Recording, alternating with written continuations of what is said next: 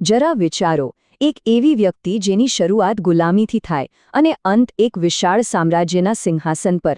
આ કોઈ કાલ્પનિક વાર્તા નથી. આજે આપણે કુતુબુદ્દીન ઐબકની એ જ અવિશ્વસનીય સફર પર નીકળવાના છીએ. અને હા, આ માત્ર ઇતિહાસની વાત નથી, આ તો નેતૃત્વનો, લીડરશિપનો એક જીવંત દાખલો છે.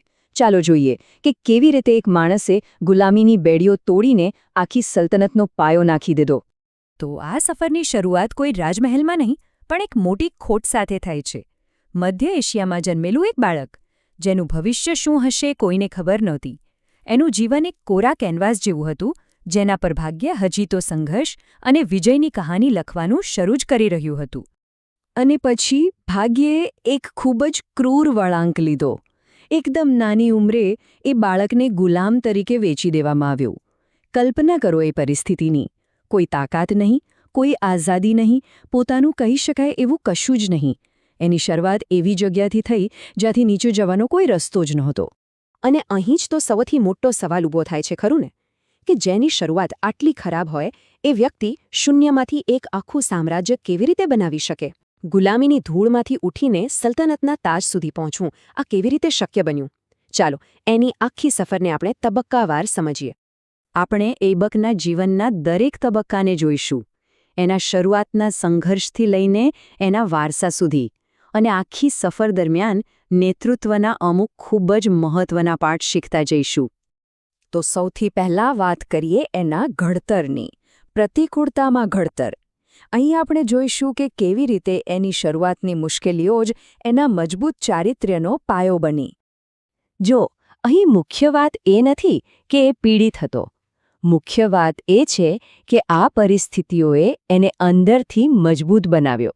એનામાં સ્થિતિસ્થાપકતા, ધીરજ અને ક્યારેય હાર ન માનવાનું મનોબળ પેદા કર્યું. આ બધી મુશ્કેલીઓ જ એના ભવિષ્યના નેતૃત્વનો પાયો બની. પ્રતિકૂળતાએ એને તોડ્યો નહીં, પણ ઘડ્યો. હવે આગળ વધીએ. હવે આપણે જોઈશું કે કેવી રીતે એ ગુલામીની આધીન અવસ્થામાંથી એક અનિવાર્ય વ્યક્તિ બન્યો, અને એ પણ માત્ર પોતાની યોગ્યતાના દમ પર. કહેવાય છે ને કે દરેક સફળ કારકિર્દીમાં કોઈક એક વ્યક્તિ નિમિત્ત બને છે. ઐબક માટે એ વ્યક્તિ હતા મોહમ્મદ ઘોરી. ઘોરીએ ઐબકમાં એક ક્ષમતા જોઈ જે બીજા કોઈ નહોતા જોઈ શક્યા, અને એને પોતાની કાબિલિયત સાબિત કરવાની પહેલી સાચી તક આપી. ઐબકનો આ ઉદય કોઈ ચમત્કાર કે સંયોગ નહોતો.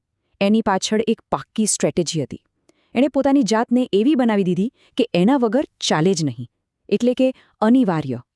કેવી રીતે? તો ચાલો એના સ્ટેપ્સ જોઈએ. સૌથી પહેલાં એણે પોતાનું કૌશલ્ય, પોતાની સ્કિલ સાબિત કરી. પછી અતૂટ વફાદારી બતાવી. ત્યાર પછી સતત પરિણામો આપ્યા. અને આ બધાના અંતે એણે સૌથી મોટી વસ્તુ જીતી: વિશ્વાસ. સાચું કહું તો આજે પણ કોઈ પણ ફિલ્ડમાં ટોપ પર પહોંચવા માટે આ એકદમ પરફેક્ટ બ્લુપ્રિન્ટ છે. એની પ્રતિષ્ઠા માત્ર વાતો પર નહોતી બંધાઈ, એ કાર્યો પર બંધાઈ હતી. દરેક યુદ્ધમાં જીત સાથે એણે પોતાની યોગ્યતા સાબિત કરી, અને ધીમે ધીમે એનું નામ હિંમત અને સ્માર્ટ લીડરશિપનો પર્યાય બની ગયું. અને હવે આપણે આવી પહોંચ્યા છીએ એક નિર્ણાયક ક્ષણ પર, સત્તા પ્રાપ્તિની ક્ષણ. ચાલો જોઈએ કે કેવી રીતે તેણે એક ઉદ્યોગ સાહસિકની જેમ સાચી તકને ઓળખી અને ઝડપી લીધી. વર્ષ હતું 1206. મોહમ્મદ ઘોરીની હત્યા થઈ ગઈ, અને અચાનક જ સત્તાનું કેન્દ્ર ખાલી થઈ ગયું. ચારે બાજુ અરાજકતા હતી. જ્યારે બીજા બધા શું કરવું એ વિચારી રહ્યા હતા, ત્યારે ઐબકે એકદમ નિર્ણાયક અને વ્યૂહાત્મક પગલું ભર્યું. એણે તકની એ નાનકડી બારીને ઓળખી અને એને ઝડપી લીધી. અને બસ આ રીતે જે એક સમયે ગુલામ હતો, તે હવે એક સામ્રાજ્યનો સ્થાપક બની ગયો. આ એ જ ક્ષણ હતી જ્યારે કુતુબુદ્દીન ઐબક દિલ્હી સલ્તનતનો પહેલો સુલતાન બન્યો, પોતાના દમ પર એક શક્તિશાળી શાસક. પણ કહાની અહીં પૂરી નથી થતી. હવે ધ્યાન વિજય મેળવવાથી રાષ્ટ્રના નિર્માણ તરફ વળે છે. જો, યુદ્ધ જીતવું એક વાત છે, પણ શાંતિ સ્થાપીને એક સામ્રાજ્ય ચલાવવું એ સાચા નેતાની અસલી કસોટી છે. ખરેખર, એક મહાન નેતાનું અસલી કામ તો યુદ્ધ જીત્યા પછી જ શરૂ થાય છે. અને ઐબકે એ સાબિત કરી બતાવ્યું કે તે માત્ર એક મહાન યોદ્ધા જ નહીં, પણ એક કુશળ રાજનેતા અને શાસક પણ હતો. એનું ધ્યાન માત્ર વર્તમાન પર નહોતું, એ ભવિષ્યનું વિચારી રહ્યો હતો. કુતુબ મિનાર જેવા મોટા પ્રોજેક્ટ્સ શરૂ કરવા, એ માત્ર ઇમારતો બનાવવાની વાત નહોતી. એ તો એક નવી સભ્યતા અને આવનારી પેઢીઓ માટે એક કાયમી વારસો બનાવવાની વાત હતી.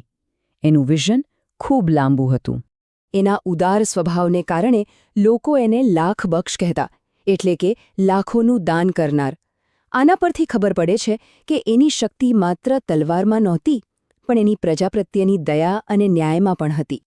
અહીં આપણને એના નેતૃત્વનું સંપૂર્ણ સંતુલન જોવા મળે છે.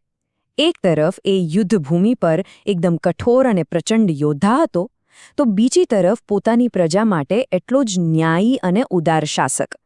આ બે ગુણોનું મિશ્રણ એક સાચા અને અસરકારક નેતાની ઓળખ છે. ચાલો હવે અંત તરફ આગળ વધીએ. એના કાયમી વારસાનું વિશ્લેષણ કરીએ અને જોઈએ કે તેમાંથી આજના સમય માટે કયા પાઠ શીખી શકાય છે. દુર્ભાગ્યે એનું શાસન બહુ લાંબુ ન ચાલ્યું. પોલો રમતી વખતે ઘોડા પરથી પડી જવાને કારણે એક અકસ્માતમાં એનું અવસાન થયું. આ એક યાદ અપાવે છે કે જીવનમાં ગમે તેટલી ઊંચાઈ પર પહોંચી જાઓ, પ્રભાવ પાડવા માટેનો સમય હંમેશા મર્યાદિત હોય છે. આ એક સરખામણી જ બધું કહી દે છે, નહીં? એક ગુલામ જેનું કોઈ ભવિષ્ય નહોતું, ત્યાંથી લઈને એક વિશાળ સલ્તનતના સ્થાપક સુધી. એની આ સફર ખરેખર મહત્વાકાંક્ષા અને મનોબળની શક્તિનો એક જબરદસ્ત પુરાવો છે. તો ઐબકના જીવનમાંથી શીખવા જેવી મુખ્ય વાતો કઈ છે? સિદ્ધાંતો એકદમ સ્પષ્ટ છે. મનોબળ મુશ્કેલીને તાકાતમાં ફેરવે છે. યોગ્યતા અને વફાદારી તક ઊભી કરે છે. નિર્ણાયક બનવું ખૂબ જરૂરી છે. અને યાદ રાખજો, સાચો વારસો જીતાતો નથી, એનું નિર્માણ કરવું પડે છે. આ બધા જ સિદ્ધાંતો આજે પણ એટલા જ લાગુ પડે છે. અંતમાં એનો વારસો આપણને એક શક્તિશાળી સત્ય શીખવે છે. મહત્વ એ નથી કે શરૂઆત ક્યાંથી થાય છે. મહત્વ એ છે કે દૃષ્ટિ શું છે, વિઝન શું છે, અને એને સાકાર કરવા માટેની ઈચ્છા શક્તિ કેટલી મજબૂત છે. ઐબકની આ કહાની માત્ર ઇતિહાસનો પાઠ નથી, એ એક પડકાર છે, એક સવાલ છે કે જીવનમાં આવતા સંઘર્ષોનો સામનો કેવી રીતે કરાશે, સામે આવતી તકોને કેવી રીતે ઝડપી લેવાશે, અને અંતે કેવો વારસો પાછળ છોડીને જવાનો ઈરાદો છે.